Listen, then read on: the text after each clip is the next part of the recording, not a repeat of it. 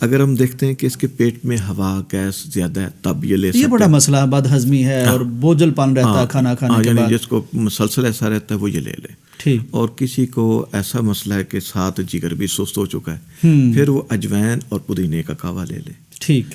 یعنی آدھی چمچ چائے والی وہ اجوائن شامل کریں، آدھی چمچ پودینہ شامل کریں، اس کا کہوا بنا کے پی. ٹھیک ہے. اگر کسی کے ہاں ادرک ہے، کسی کو اس کا ٹیسٹ اچھا لگتا ہے تو ادرک 1 گرام کا کہوا بنا لے. اس کے ساتھ کمبینیشن بنتا ہے سونف کا، ادرک اور سونف کا کہوا لے لے. ٹھیک ہے.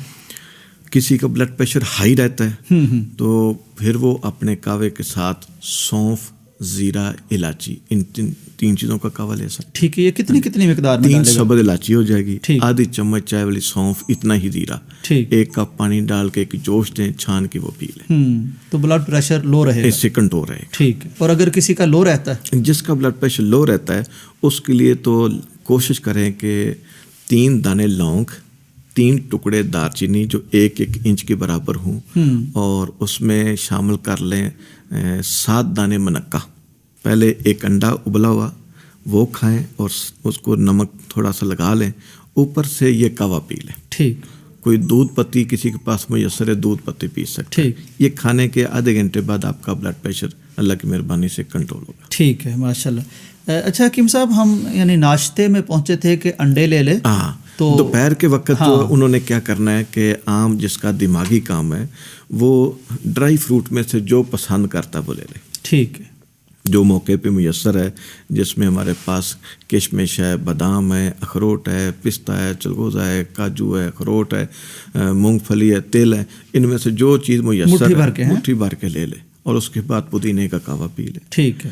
عصر کی نماز کے بعد کوشش کرے کہ آدھا پاؤ سے لے کے 1 پاؤ تک گوشت ہو. اب اس میں پانی ڈالنا ہے 2.5 کلو. اچھا. اس کو پکانا، پکتے پکتے جب کلو رہ جائے پھر اس کے اندر حسب ذائقہ مسالہ شامل کر لیں. ٹھیک. اگر اس میں سبز مرچ، لہسن، پودینہ، کالا زیرہ، کسوری میتھی، دیسی گھی، دیسی نمک، یہ چیزیں ملائے تو بہترین ٹیسٹ بھی بنے گا اور یہ بلڈ پریشر کا مریض بھی پی سکتا ہے، اس کو بلڈ پریشر نہیں ہوگا. اچھا. واہ. یہ یخنی بن جائے گی. یخنی بن جائے گی اور یہ معدے کو طاقت دے گی، جگر کو طاقت دے گی، مسکولر نظام کو ایکٹیو رکھے گی. بندہ فریش سارا دن کام کرے، اس کو تھکاوٹ محسوس ہی نہیں ہوگی. اچھا، باقی لوگ کچھ کہتے ہیں جی رات کو بھوک لگ گئی ہے، لمبی رات ہے.